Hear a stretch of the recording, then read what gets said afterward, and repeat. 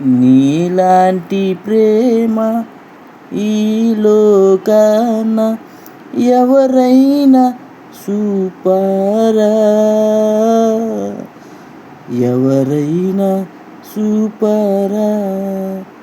నీ పాప భారం నా పాప భారం ఆ సిలువ పైన ఎవరైనా మోసారా, ఎవరైనా మోసారా. యేసయ్యా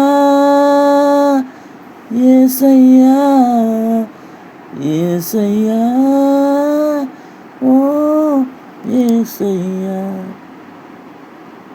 మన పాప పరిహారార్థం యేసయ్య సిలువలో బలి అయ్యాడు. కానీ మనం పాపం చేస్తున్నాం, మరలా క్షమించు అని అడుగుతున్నాం. మరలా పాపం చేస్తున్నాం, మరలా క్షమించు అని అడుగుతున్నాం. అన్నిసార్లు మనం చేయకూడదు. ఒక్కసారి క్షమిస్తాడు దేవుడు, అన్నిసార్లు క్షమించడు. గుర్తుపెట్టుకో క్రైస్తవుడా.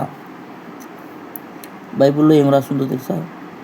దావీదు ఒకసారే పాపం చేశాడు, మరలా ఆ పాపం చేయలేదు. అలాగే మనకు కూడా తెలుసు కాబట్టి ఒక్కసారి కక్కిందాన్ని తినకూడదు. ఒక్కసారి బురదలో దిగినప్పుడు మళ్ళీ ఆ బురదలోకి మళ్ళీ వెళ్ళకూడదు. మనం చాలా జాగ్రత్తగా ఉండాలి. మనం తర్వాత వచ్చేసి బైబిల్ చదివితే మీరు ఆటోమేటిక్గా మారుమనసు వచ్చేది.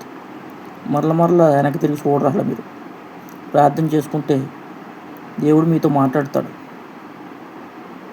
ఈ పరిశుద్ధ వాక్యం దేవుడు దీవించి ఆశీర్వదించును గాక. ఆమేన్.